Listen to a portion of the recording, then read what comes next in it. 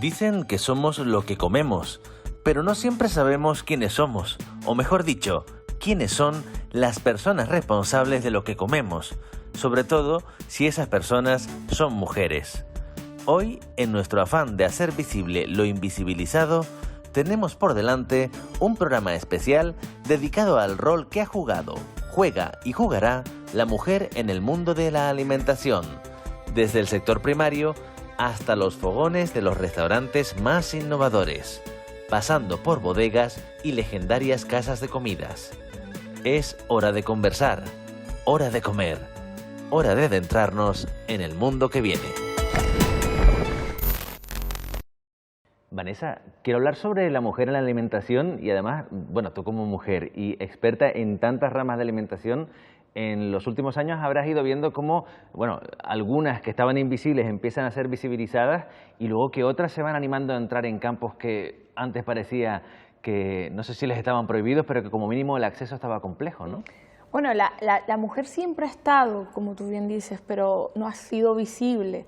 Y creo que en los últimos años, bien dices que se ha introducido en terrenos como el mundo del vino y empiezan a introducirse con un papel cada día mucho más fuerte, tanto es así que, por ejemplo, en Canarias las segundas generaciones de bodegueros que están introduciéndose son todas mujeres que empiezan a tener el papel y sobre todo porque no solo hay que hacer buen vino, sino también saber vender y eso en las mujeres sí que es una herramienta que utilizan muy bien el tema del marketing, el tema de la comunicación y en el mundo del vino ahora, por ejemplo, es un avance que se ha visto de la introducción de la mujer.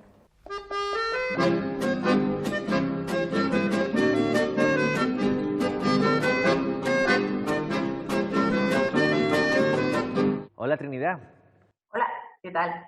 Encantado de saludarte y conocer un poquito más tu perspectiva sobre el sector vitivinícola. Creo que tú misma lo has definido como que está excesivamente masculinizado.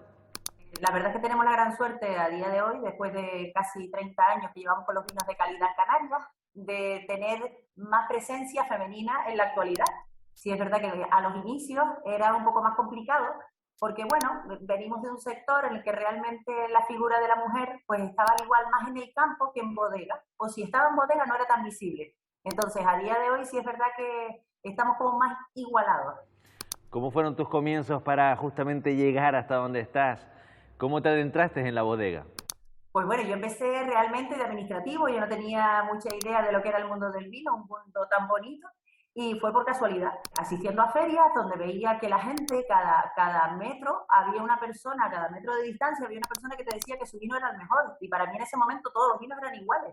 Entonces dije, tiene que haber algo dentro del mundo del vino que a mí se me está escapando de las manos y me gustaría empezar. Entonces empecé con todos los cursos de formación, y vamos, para mí aquello era una locura al principio. Tiene unos aromas a verdora, no sé qué, hasta que bueno, luego descubres que es un mundo muy apasionante y muy bonito en el que hace falta mucha formación para luego tener la información que la puedas aplicar, ¿no? Entonces me confirmas que cuando la gente se pone a hablar de esas cosas y habla de los aromas y el regusto, no se lo está inventando sobre la marcha, que están hablando en serio. Están hablando muy en serio, porque cada una de las variedades tiene unos aromas propios que la definen. Por ejemplo, para que la gente un poco lo tenga claro, la moscatel y la malvasía, esas dos variedades de uva, son las que más aromas tienen. Entonces, son mucho más fáciles a la hora de, cuando tenemos un vino que tiene un poquito de moscatel, poderlo definir, decir, esto tiene moscatel. Luego hay una parte que es un proceso de fermentación, que también hay que saber un poquito de elaboración para llegar a ser un buen catador o catadora.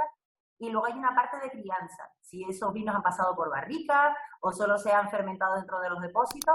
Eso es una información que también hay que tener en cuenta a la hora de poder ser un buen catador o catadora de vino. Y hablabas de las variedades y luego está el tema de si son autóctonas o son foráneas, ¿no? Para que de verdad reivindiquemos el auténtico vino canario, ¿nos vale si está realizado con variedades foráneas o deberíamos apostar más por ser un poco más estrictos en eso de cuidar qué tipo de variedades son las que usamos y que sean solamente autóctonas? Yo sé que hay gente que no va a estar de acuerdo conmigo en el sector, pero eso es lo bueno, que podemos discutir entre todos.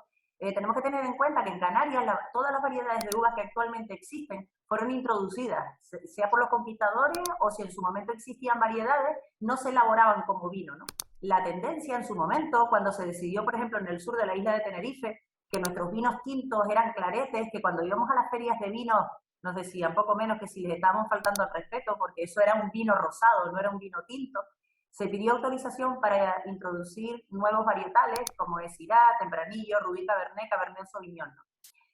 A día de hoy, después de tantos años, con ese trabajo que se hizo de reestructuración del viñedo de algunas variedades, algunas han ido muy bien, otras la verdad es que las hemos tenido que injertar porque no han funcionado, y con esas varietales hemos logrado tener grandes vinos de tal manera que yo, por ejemplo, he llevado un vino elaborado con una variedad de uva tinta que se llama Syrah, y es un vino crianza, y a mí en Península me han dicho que eso no es un Syrah, que yo no tengo ni idea de los aromas y de las cualidades organolépticas que tiene una Syrah. ¿Qué significa esto?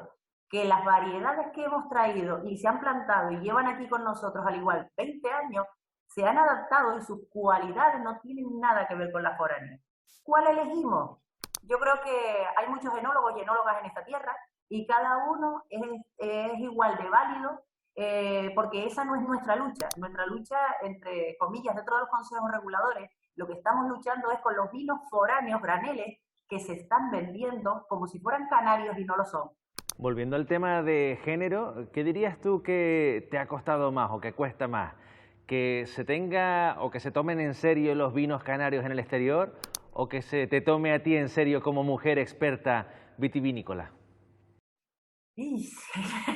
Los vinos Canarias está de moda a día de hoy. En el año 95 yo recuerdo que en Madrid, en Barcelona, cuando salíamos fuera de Canarias, nadie sabía que en Canarias existían vinos de calidad, ¿no? Canarias es un referente ahora mismo. Tenemos muchas visitas muy importantes de gente a nivel nacional e internacional muy interesada en nuestras cualidades organolépticas en los vinos, porque solo existen en Canarias.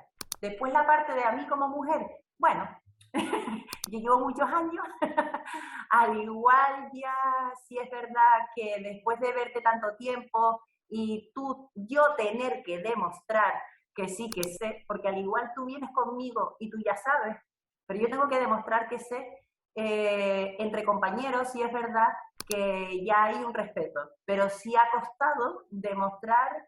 Bueno, nosotros hacemos catas y hay gente que te dice, si mi padre levantara la cabeza y viera una mujer catando mis vinos. Entonces, bueno, por suerte eso ya ha ido pasando y hay mucha gente joven que está en bodega a día de hoy y este tema ya no tiene sentido porque ya son entre iguales y eso es lo que en todo momento nosotros intentamos que así sea.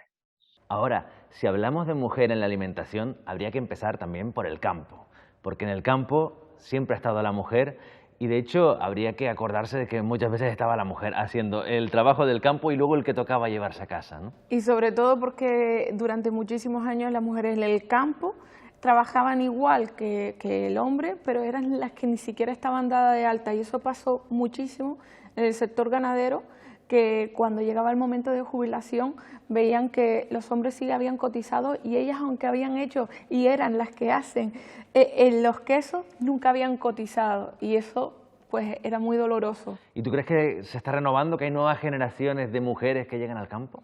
Pues mira, hay nuevas mujeres que entran en el campo, gente joven que entra en el campo, pero son muy conscientes de las dificultades y esto lo hace que sean mujeres preparadas.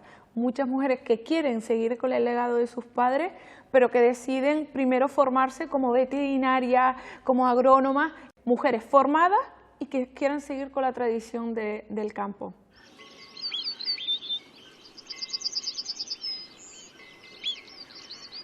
Hola Dunia, ¿qué tal? Hola, bien, bien. Muchísimas ganas de hablar contigo, muy contento de tenerte por aquí en representación de esas nuevas generaciones que siempre estamos diciendo que miran hacia el campo, pero yo no sé si de verdad van al campo. ¿Tú cómo lo ves? Realmente cada vez somos menos. Sí están volviendo, pero poco, poco. El campo realmente, si no hay relevo, se pierde. Entonces, pues claro, yo voy intentando coger relevo de mis padres. Entonces, pues al verlo y ver el sacrificio que es duro, pero si te gusta, nada es duro. Cuéntame el día a día, ese que tú veías, desde pequeñita supongo, ¿no? Sí, bueno, desde que me levantaba veía a mis padres fijos trabajando. Mis padres tenían vacas, ovejas y cabras. Al día de hoy ya no tienen vacas, pero era trabajoso, era levantarse a las tantas de la mañana, salir a ordeñar, a cuidar a los animales, salir al campo y era prácticamente todo el día trabajando. Hasta que llegaba la noche, dormía y al día siguiente otra vez a trabajar. Algo tuviste que ver para no decir, oye, esto es mucho curro, salgo de aquí corriendo, ¿no? Sí, no salí corriendo realmente, ¿sabes? Yo me he ido formando y tal, pero es una tradición que me gusta y no me gustaría que se perdiera. Pues mis padres los han cogido desde sus abuelos y a mí no me gustaría que esto se perdiera.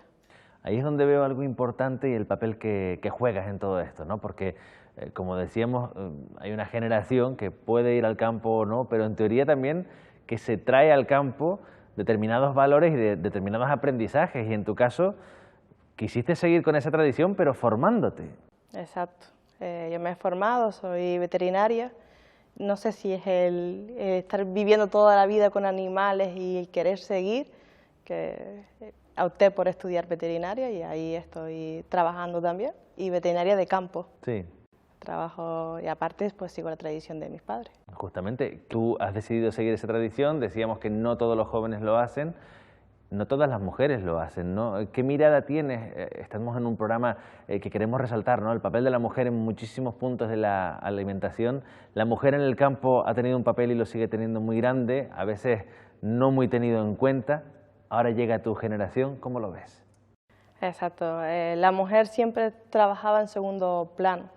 Por ejemplo, mi madre pues iba al campo con mi padre, segaba comida para los animales, ordeñaba y todo, pero el campo hasta hace 20 años atrás solo era de hombres y decían que eran los hombres que trabajaban, pero las mujeres estaban ahí. Las mujeres, aparte de amas de casa, como se decían, y de estar preparando el almuerzo y todo, trabajaban en el campo. Casi que lo veo especialmente hipócrita que se diga el trabajo es cosa de hombres cuando ahí estaban las mujeres. Exacto. Sin que nadie las tuviese en cuenta, haciendo gran parte de ese trabajo, ¿no? Sí, sí, no se veía, era algo que o no querían verlo o no se veía. De mucha gente que yo conozco, siempre la mujer también trabaja en el campo. La mujer planta papas, la mujer planta millo, la mujer ciega y la mujer echa de comer a los animales. ¿Dirías que las cosas están cambiando en ese aspecto? Sí, mucho. Ahora son más titulares de explotaciones mujeres que hombres. Si hacemos un sondeo, están ahí equitativos. Y muchas mujeres queseras. Lo que pasa es que si buscamos renovación, ahí estás tú. Creo que tienes un par de compañeras de generación más, pero me han dicho que puede que estés, esto no es un dato científico, pero entre las queseras más jóvenes de Canarias, ¿no? Sí, hay más compañeras de mi edad, un poco más pequeñas también, pero somos pocas, realmente de jóvenes somos pocas. Pero por lo que hemos dicho, el campo es muy sacrificado y si no vienes de una generación que prácticamente has visto lo que es, son muy pocos los que duran. Vienen, prueban y se van. ¿Tú le dirías algo a quien tenga algo de curiosidad, pero que no tenga ese pasado que tú tienes? Que se anime a la aventura. Es bonito cuando estás con los animales, ves los animales lo bien que están, porque nosotros usamos animales en pastoreo, están sueltos y tú ves prácticamente esa alegría que te aportan los animales y la verdad que, vale, es duro, pero bonito.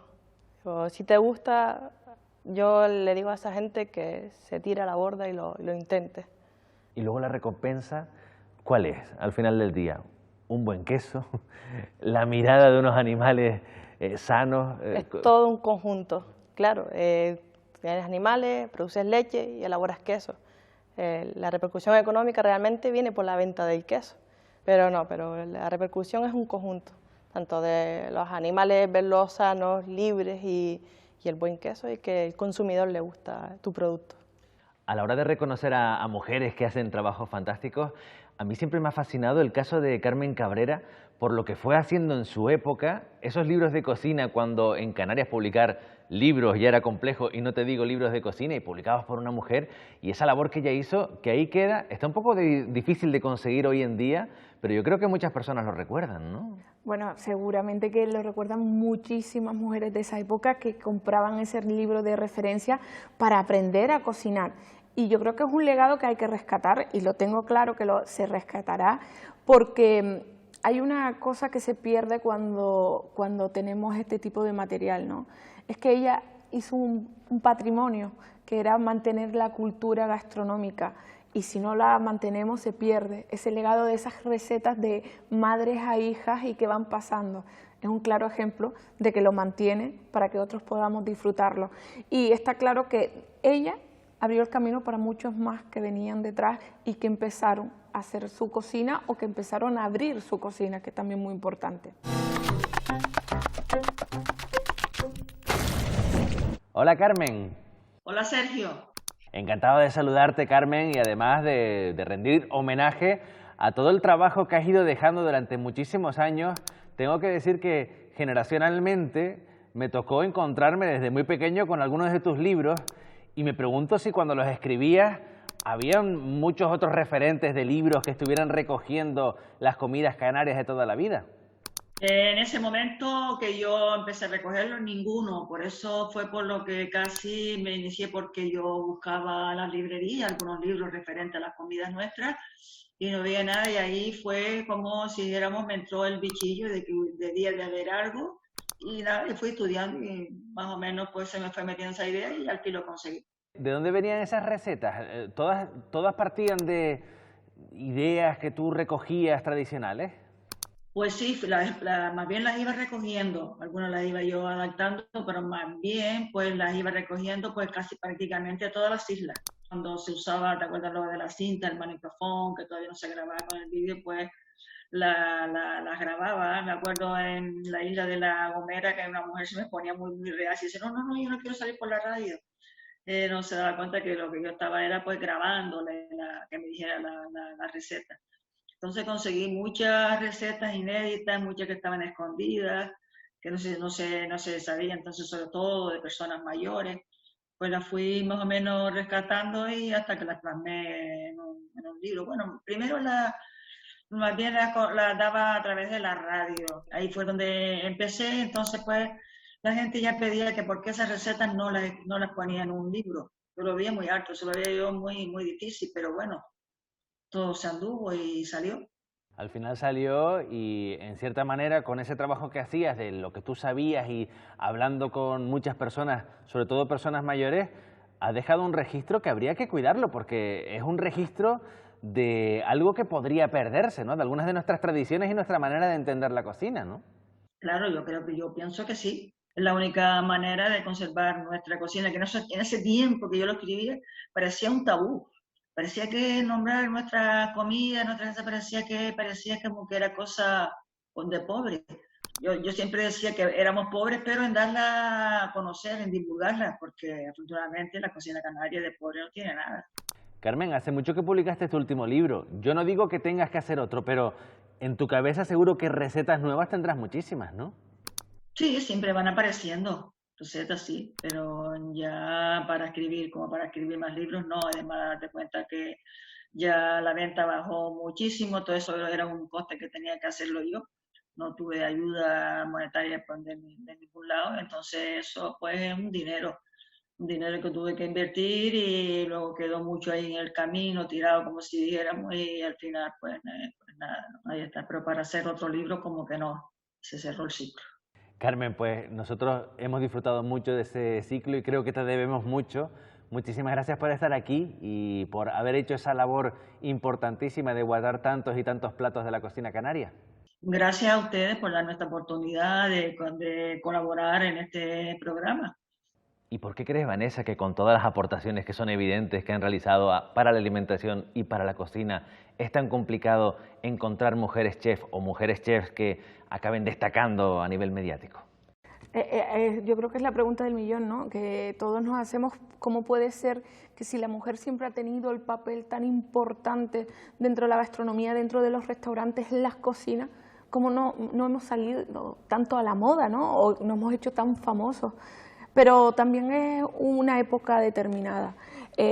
Todos los grandes chefs, en donde dice que han aprendido, y su referencia de aprendizaje son sus madres. Esto quiere decir que hubo una época que fueron ellas las que lo nutrieron y que la fama saltaron hombres, pero esto no quiere decir que no existan cada vez mucho más mujeres que dan el salto y sobre todo que gritan y dicen, oye, que aquí estamos y que sabemos cocinar igual, y que no nos tienen que juzgar por el sexo, sino por nuestro plato, nuestra labor que hacemos cuando estamos dentro de una cocina.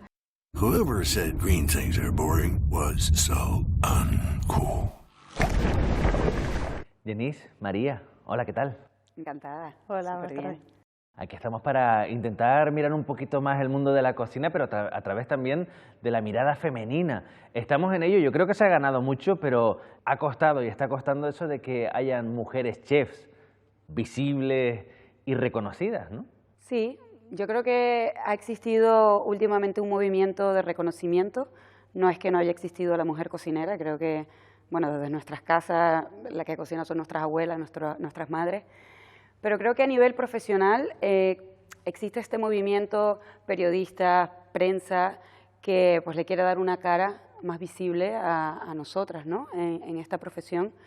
Yo creo que lo único que podría tener un poco de bloqueo para las mujeres es el convenio laboral, ¿no? Por si quieres formar una familia. Creo que es un trabajo que no tiene un horario, como decir, de oficina, que puedes recoger a los chicos al cole, que puedas estar en casa a la hora de comer.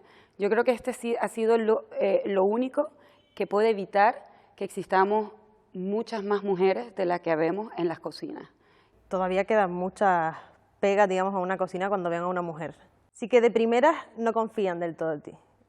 Eres como una persona que ya se ve que dice, uy, igual es más débil, igual le cuesta más. Luego lo demuestras y te dejan toda la cancha que quieras, al menos en mi caso, pero al principio sí que tienen un poco más de reticencia con las mujeres, al menos es lo que he vivido yo. Es cierto que cuando iniciamos el proyecto aquí en Las Palmas, había algo curioso que somos mi marido y yo en la cocina. Sí, nosotros somos igual. Igual, ¿no? Entonces era muy curioso porque todas las menciones, todos los premios, todo iba referido a Mario, solo Mario, y pensaban que yo era la pastelera, ¿no? Entonces ahí se ve un poco el machismo, donde la mujer hace el pastel y el hombre es el que está con la sartén en la mano, ¿no? Pero bueno, en ese momento lo que hicimos fue un trabajo de comunicación, fuimos firmes a la hora de comunicar de que los premios tenían que estar los dos en el nombramiento. Hicimos ese pequeño trabajo y al día de hoy pues ya se reconoce mi rol dentro de la cocina. A nosotros nos pasó exactamente lo mismo, tuvimos que hacer mucho trabajo de imagen en muchos casos también, que la gente se fijase en que yo estaba dentro de la cocina, a lo mejor aunque los dos seamos cocineros y las cartas las queremos los dos, teníamos que dar un poco más de caña en ese sentido, en que la gente se fijase en que éramos dos personas. Probamos un montón de métodos y ahora ya parece que se van dando cuenta. ¿Quiénes fueron vuestros referentes? Porque también me gustaría, ojalá, que conversaciones como esta o programas como este generen referentes que tanta falta hacen, ¿no? En el caso de ustedes, y sabiendo que partíamos de que evidentemente hay grandes mujeres que nos han enseñado tanto de cocina, pero que no se han visibilizado tanto o que no lo han hecho de manera profesional, ¿en quién pensaban ustedes o en quién se agarraban ustedes cuando les fue naciendo el gusanillo profesional? No lo sé, a mí es que me gustan muchos tipos de cocina, o sea, me gusta la cocina, me gusta la pastelería, entonces siempre he tenido como muchos referentes. Si digo la verdad, particularmente siempre me ha gustado mucho Gagan, por ejemplo, que fue con el que trabajamos nosotros en Tailandia. Ese chef es muy interesante porque no es nada machista. O sea, es el caso más extremo que he visto yo de un chef, de verdad, querer más y más mujeres. Él quería más mujeres porque pensaba que eran muy importantes. De hecho, se enfadaba si no había muchas. Porque decía, solo hay dos, no puede ser. Es un porcentaje muy pequeño. Y a mí me gusta como cocinero y también como empresario, como mentor, como cualquier cosa. En mi caso, pues bueno, yo vengo de una familia que tenía panaderías, un poco en el tema de la gastronomía. Nunca pensé que terminaría siendo cocinera profesional. En principio fui abogado, me gradué de Derecho. Tú ibas para ingeniera, ¿no? Sí, sí, curiosamente. También, sí. Yo estudié ingeniería. Claro, porque estoy hablando del año 2001, donde la gastronomía, en mi caso, de Sudamérica, en Venezuela, ser cocinera no era nada cool. En ese momento no existían mujeres visibles, ni existían para mí cocineros de renombre como existen hoy día, ¿no? En España particularmente. Actualmente sí conozco Begoña, o sea, he estado en contacto con ellas, pero sí hemos estado siempre influenciados por hombres en la cocina. Pero en mi caso, estar rodeada de mujeres poderosas, como les llamo a mis amigas, mi hermana, mi madre, son mujeres que han sido exitosas a nivel profesional. Entonces yo creo que esa ha sido la influencia para mí en que existe el éxito en el género femenino, siendo cocinera, abogado o ama de casa. Aquí en Las Palmas pues conozco a Cristina de Llévame al Huerto, excelente empresaria y cocinera, que no es muy visible, pero es una curranta y hace cosas bellísimas. Después a Alba de la Maki, del sushi. Habemos muchas mujeres acá en Las Palmas que no se nombran, ¿no? Y un elemento más que también yo creo que les une un poco, antes Yanis hablaba de parte de ese periplo internacional, ¿no? Son dos mujeres muy viajeras y que eso al final yo creo que se nota bastante en la cocina que trabajan, ¿no? María, en tu caso, Tailandia es una de las claves, ¿no? Sí, yo hice mis prácticas en Irlanda, que ahí ya aprendí un poco lo que era salir a cocinar fuera, pero sí, Tailandia y todo lo que viajamos alrededor, que estuvimos en Filipinas, Camboya y todos los alrededores, nos marcó muchísimo. Marca mucho lo que hacemos hoy en día en el restaurante y seguramente nos marcará siempre, porque fue una experiencia brutal, gastronómica y vital, ¿no? Pero gastronómica es que el sudeste asiático es imparable. Me imagino, otro Por mundo. todas partes, cocina en la calle, cocina visual, lo puedes ver, aprender recetas sin entenderte siquiera, aprender recetas así, hablando con las manos directamente. Qué guay. Era maravilloso, era súper divertido y aprendes muchísimo, muchísimo. Y Yanis, tú tienes sangre latinoamericana Sí, e italiana, que también. menuda combinación de cultura gastronómica, Sí, ¿eh? la verdad que, bueno, he tenido la suerte de nacer en Latinoamérica, donde tenemos una cultura gastronómica espectacular. Viví en México, en Costa Rica, después estuve en Estados Unidos, en California, vine a España. A ver, yo creo que lo que más me ha enseñado a mí es eso, ¿no? La biblioteca que te queda en la cabeza con todas esas cosas que vas probando, ¿no? Yo creo que tengo esa mezcla, ¿no? La parte de técnica, la parte del producto que en España y Europa, en Italia, existe, con aquella locura, ¿no? Latina, un poco la asiática. No he estado mucho en Asia, pero lo que conozco en la comida es así, ¿no? Esas mezclas de explosión, lo dulce, lo salado. Entonces yo con Mario pues hacemos esa mezcla perfecta. Mario es un poco más europeo y pues yo le doy ahí un poquito de el twist latino. Pues Yanis, María, me ha encantado tenerles por aquí. Encantada. Dos mujeres, dos chefs. Hablamos de visibilizar, lo que quiero es que se les vea. A ustedes y a muchísimas más, ¿eh? Muchísimas gracias. Te lo agradezco Muchísimas gracias de a todo ti. corazón. Muchísimas gracias. Gracias. Bueno, hablábamos y valorábamos el trabajo de las mujeres chefs que están ahí abriendo sus negocios, pero hay que reconocer también pues, el de esas mujeres ya de la tradición que en Canarias hace ya unas cuantas décadas abrían casas de comida y han puesto su nombre y ese nombre se nos ha quedado marcado. Estaba pensando ahora en Efigenia, en La Gomera, por ejemplo, ¿no? Bueno, yo creo que Efigenia es un referente para las Islas Canarias que muchos canarios no conocemos tan bien como se debería, pero le preguntas a un alemán y te sabe la vida de Efigenia. Bueno, le preguntas a Angela Merkel y sabe la vida Exacto, de Efigenia. ahí Sí. está, ¿no? La sabe porque Efigenia es un restaurante referente de comida vegetariana. Claro, pero si hablamos de comida vegetariana en Canarias y en España, puede que sea el primer restaurante vegetariano. Y sobre todo porque era una tienda de aceite y vinagre y que empezó dándole de su cocina, de su comida, a la gente que pasaba, a unos obreros que estaban haciendo la primera carretera en La Gomera. Es una mujer visionaria, es una mujer que no se ha complicado, que sigue yendo a su restaurante y encuentras un restaurante con alma, con corazón y que te sientas en él y estás comiéndole el comedor de su casa. Cuando digo que no se ha complicado es porque ha hecho la cocina que sus padres le enseñaron a hacer y que es la cocina de producto local, de producto de su huerta y te lo hace en un plato. No se come carne, que claro que si analizamos no comer carne en un restaurante quiere decir que estás quitando clientes, pero no, la gente sabe a lo que va, ¿no? A comer una buena sopa o a comer un buen puchero, un buen potaje y a comer ese producto que mujeres como ella, hay muchas historias que simplemente abrían su casa para que fueran otros a comer.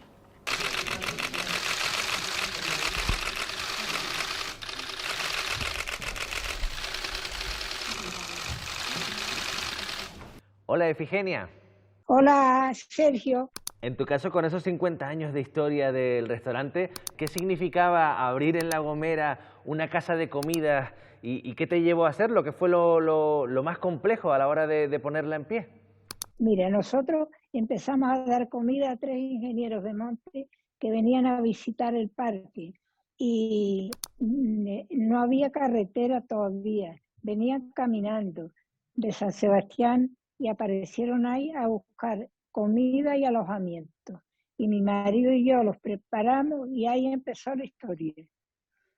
Después abrieron la carretera de Valle Gran Rey y la del norte.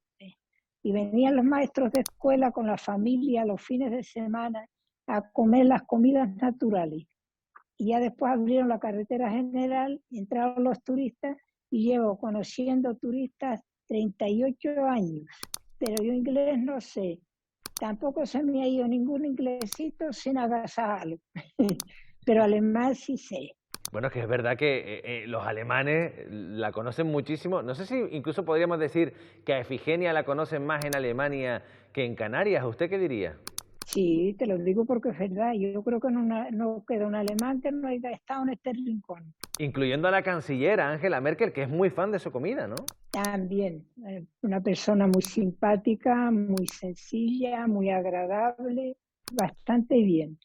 Estábamos hablando de qué es lo que le llevó a abrir un restaurante que ahora se entendería como un restaurante vegetariano. Creo que cuando lo abrió simplemente decía, nosotros no ponemos carne, ¿no? Pero era una cosa que también era bastante extraña de encontrar y que podría uno pensar que era casi un suicidio comercial, que al final fue bastante bien, ¿no? Eso era muy extraño porque en esa fecha no había gente vegetariana, pero mi papá decía que no le gustaba la carne. Un gusto como decir, no me gusta el café, no me gusta el pan, un gusto. Y mi madre hacía la comida para toda la familia igual, y cuando nosotros empezamos, lo preparamos así, y no lo vamos a cambiar ni por sueño. Ahora hay muchos libros de cocina vegetariana y se ha vuelto una cultura muy extendida, pero sabiendo que empezaba usted hace medio siglo ya, ¿de dónde sacó los conocimientos para preparar comida sin carne que mantuviese todas las esencias, los sabores, el manejo de las especias, todo lo que hace que se pueda hacer buena cocina vegetariana? ¿De dónde lo sacó usted? Mira, yo he aprendido de todo, mi niño. Yo he inventado lo que le di a hacer, ya te digo, a mi padre y a mi madre, y después preparar nosotros. Inventar, tenemos mucha verdura, mucha fruta, vinos caseros, hacemos también limonadas naturales como hacía mi madre, zumo de limón con miel de palma. Ese es el agua vital, ¿verdad? Eso es una receta de mi madre. Cuando vengáis para acá yo lo preparo. Para allá que iremos. Me queda solamente una cosa que le quería preguntar sobre sus odas a las Islas Canarias, porque casi tan famosa como su casa y su cocina, están esas odas que tiene usted para cada una de esas islas. Sí, a las Islas Canarias, mira, había una televisión grabando la gastronomía de la casa. Y cuando se fueron, le digo a uno de mis hijos, digo, ¿qué voy a hacer yo ahora? Porque ya había regado las flores, digo, ¿qué hago? Dice, mamá, escribe algo, lo que te parezca, que tú sabes, a ti te gusta escribir, escribe. A cada isla canaria le saque el cantar. ¿Se lo sabe de memoria? Sí, Canaria, mi gran Canaria, Canaria de mi consuelo, quien yo me viera en Canarias, aunque durmiera en el suelo. Canaria, la gran Canaria, Canaria de mis amores, quien yo me viera en Canarias en algunas ocasiones. La Virgen del Pino es mía, que en el Pino la encontré, cogiendo del pino piñas para su hijo Manuel. Playas de Fuerteventura, las más grandes de Canarias, el que quiera ir a verlas, vaya que Dios le acompañe. El Teide de Tenerife, orgullo de los canarios, en lo más alto del Teide se dice que hay un sagrario. En Lanzarote, tierra mía, con las montañas del fuego, las playas son muy bonitas, que las hizo Dios del cielo. Es la isla de La Palma, Calderas de Tauriente, el que quiera ir a verla, vaya que hay muy buena gente. El Hierro y La Gomera son dos islas pequeñitas, llenas de naturaleza a todo el que las visita. La isla de La Graciosa, rodeada por el mar, es una isla muy linda a quien la quiera visitar. Ahí las tienes todas. A mí me da, Vanessa, que aunque dediquemos un mundo que viene a las mujeres en la alimentación, siempre nos vamos a quedar cortos. Y además lo que ya voy sabiendo es que el mundo que viene va a estar lleno de mujeres cada vez más presentes y más visibles en la alimentación. Yo creo que sin ninguna duda, porque se han quitado muchas etiquetas de que decir que no podíamos, y se ha demostrado que al final no se trata del sexo con el que hemos nacido, sino se trata con las ganas que queremos hacer las cosas.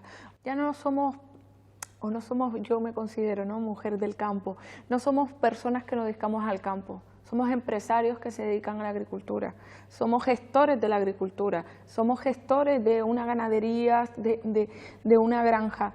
Y eso lo tenemos que poner nosotros en valor, porque muchas veces antes lo que pasaba en el campo, en la gastronomía, es que las mujeres y los hombres que se dedicaban a ello eran porque muchas veces le decían no sirves para nada. Y hoy es un error. Para ser un gran cocinero hay que estudiar muchísimo. Para ser una buena ganadera hay que estudiar, porque muchas de ellas son veterinarias. Para estar en el mundo hay que estar preparado. Y yo creo que es de esos mensajes que a los que nos escuchan, tanto hombres como mujeres, deberíamos decir, el futuro es de quien quiera, pero preparado. Y yo animo, está claro, a las mujeres que en el mundo que viene, que estudien, que se preparen y que luchen por su pasión, sea cual sea, y si es dentro de la gastronomía, una más que bendita sea.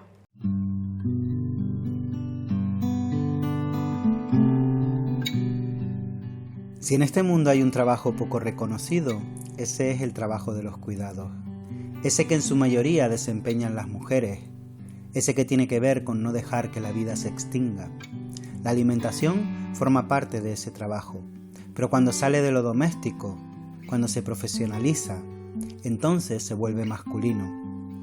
Aquellos que reciben los honores por ocupar el espacio público para alimentar suelen ser los hombres, los que reciben el reconocimiento y el prestigio y las estrellas y los aplausos. Si algo tiene que ser el mundo que viene, es un mundo en igualdad. Un mundo lleno de enólogas, cocineras, chefs y queseras. Un mundo lleno de hombres que cuiden, que se encarguen de que la vida no se extinga. Un mundo con más mujeres expandiéndose y más hombres recogiéndose. Un mundo en el que lo que importa siempre sea algo compartido.